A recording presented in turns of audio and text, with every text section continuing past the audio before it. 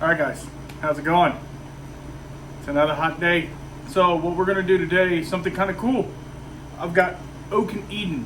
If you've never seen this before, it's got the little stave inside the bottle. I didn't put that in there, but that's a special bottle. And when I first got it, I pulled off a 2-ounce sample. So let's see if that wood made any difference. I don't know.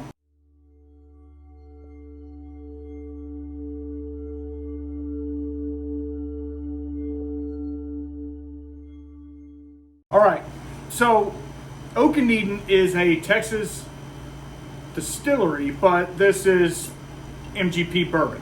But this is a specific one. I don't know if you can see it right there. It's a four grain, excuse me. So it's corn, malted barley, rye, and wheat. And then the stave is a French oak stave that they soaked in blackberry liqueur. And this is it was made specifically for me. I picked it out. It's 114 proof, 57% alcohol. So it's been sitting for a number of months. I originally took this bottle on the Pardon My American podcast when I did a whiskey tasting with them. And it was hot, fiery. It was brand new. I hadn't had it probably 2 weeks. I brought it up there because I thought it was cool. It was cool. It was something to have my name on it, kind of cool. So I'm going to pour a couple little samples of this. So on my right, your left, is the unaged, or what I'm going to call unaged, and on my left is the aged. Let me close this back up real fast so we don't spill anything, because if you've watched any of my videos, I spill stuff all the time. So let's get into the unaged. So they made this specifically for me, like I said. So they got their bourbon, and you got to pick your own bourbon, like whichever profile you wanted, high rye, whatever. And then right before they shipped it, they stuck the French oak stave, and they said to let it sit for 6 weeks. Well, it's been sitting for probably closer to 3 months. And with it being this high of proof, you're definitely going to get some oak extraction. Now, how much? I have had, obviously, with the way the bottle is, I've had quite a bit of this. I took it to the beach with me recently when I went. It's a solid. It's MGP bourbon. It's solid. On the very last night that we were at the beach, I had poured a drink of it, and I could have swore I got that blackberry note. So let's see if I was just psychosomatic or psycho or whatever. Let's try the old stuff and see. Yeah, it's a little bit of orange, like orange citrus, some vanilla, caramel, typical bourbon. It is a little spicy, not spicy. I meant like hot, like ethanol.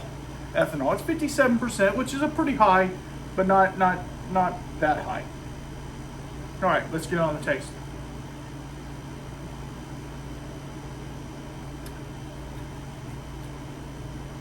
Yeah, it's a little tannic.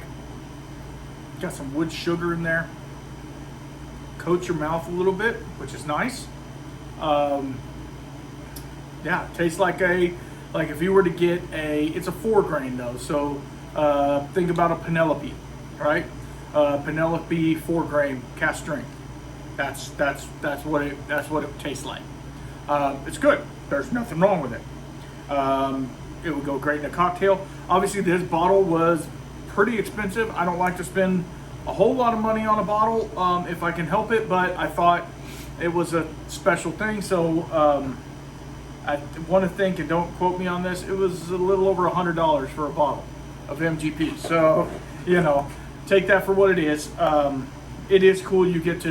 They have peach staves now. They have all kinds of different stuff. So the other one that's really good is their coffee. It's like a dark roasted coffee stave that they did something with. They had it in a coffee liqueur and stuff like that. It's really good. You definitely get the coffee notes. All right, so here's the one that's been aging. Let's see what we get on the nose there. It is still shiny. I say shiny, a little hot on the nose. And there's something different. Let me go back. There's definitely something different. The color might even be a little bit darker. I know there's more in this one, but the color might even be a little bit darker. This one is a little more like burnt caramel, almost smoky. You know, like when you burn like a creme brulee too much and it gets like black. Not bad, not in a bad way. Yeah, vanilla, burnt vanilla. It's a little darker note. All right, let's go.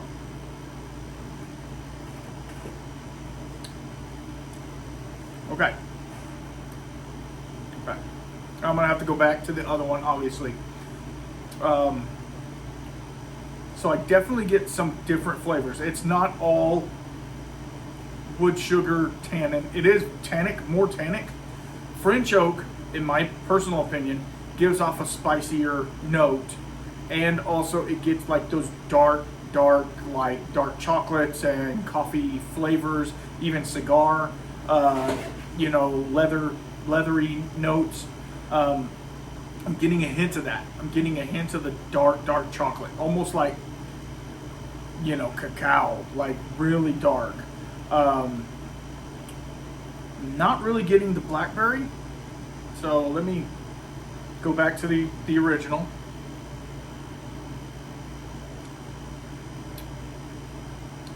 Yeah, I mean that's just bourbon. That's just a good 4-grain bourbon. The rye isn't super present. The wheat is kind of giving it some backbone. It's high corn. You can tell it's high corn. It's got a sweetness to it. It's like, again, it's a little hot. It would do with an ice cube or something like that.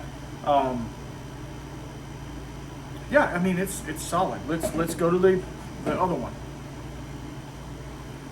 Yeah, this is a lot darker, like roastier smelling.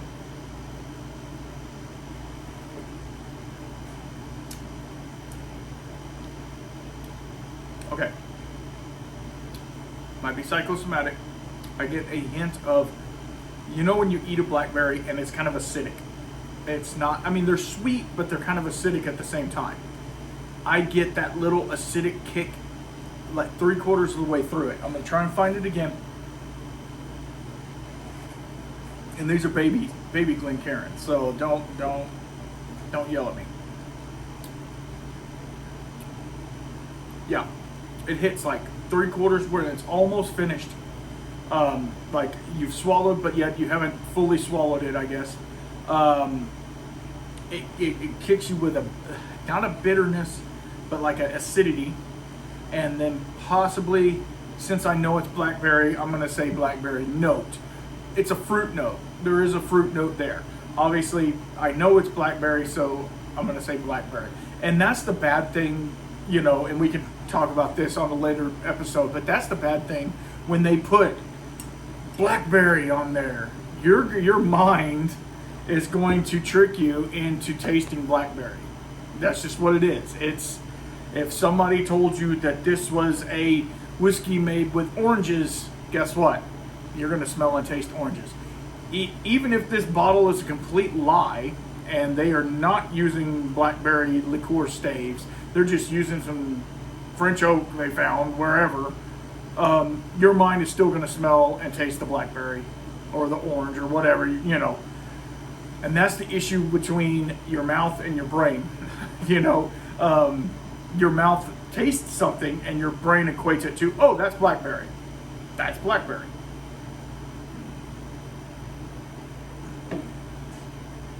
I will tell you this, the French oak, even if the blackberry does nothing, the French oak gives it a roasty darkness to it, almost like not oversteeped tea, but kind of like that, not too astringent,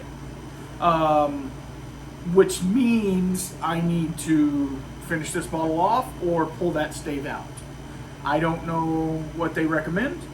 I'm going to leave it in there because I don't have a whole lot more, and I've got a tasting I'm going to do here in the near future, and I'm gonna bring that as a comparison bottle. let's go back to the original one more time. I know we're at 10 minutes. I'm sorry. Yeah, this one's fruity. Not fruity. This is more like I said, the citrus, the orange citrus, the vanilla caramel, just bourbon. Yeah, not much there. I mean, there's flavor there. There's obviously flavors there, but there's not a whole lot there. This one, the one that has the stave in it, is actually doing something. And that's really all this comparison was about. Is that little piece of oak a gimmick or not? And I will say with all certainty that it is not a gimmick. Now, when I was at the Texas Whiskey Festival 2 years ago, last year, I talked to these people, the people of Oak and Eden, and I said, why do you not have a small sample that you have like a piggyback with your bottle that's the whiskey not infused? And they said, oh, well, we never even thought about that. And so that's one of the reasons I wanted to buy the bottle, is so that I could take it out as soon as possible. It could have had a little bit of influence on, I pulled this out the day I got it. The day it got delivered to my house, I pulled this sample off. So I feel like it does not have the same influence. You can see on camera the color difference is pretty good. So this is going to be a fun experiment for people. If you get an Oak and Eden, go online, get one of their bottles, try to sample out yourself. Take a little 2-ounce sample off and try it in 3 months, or whatever. So if you like this type of content, make sure to follow, like, subscribe, do all the things. What else? Follow my podcast. You know what that is, the Whiskey Shaman Podcast. We talk about all kinds of stuff on there, whiskey related. Have a bunch of guests lately. I've been putting them on my YouTube as well, but a bunch of guests lately. We talk about other things too. Yeah, I mean, this was a really cool experiment, and I'm glad I did it and I recorded it for you guys to see. Yeah, what else? Instagram, the Whiskey Shaman. Facebook group, I guess, whatever the hell they call them. Whiskey Shaman. Telegram. I don't know. Nobody's on Telegram? I don't know. Anyway, I'm on Telegram too. What else? That's it. All right. Until next time, keep your spirits up, please.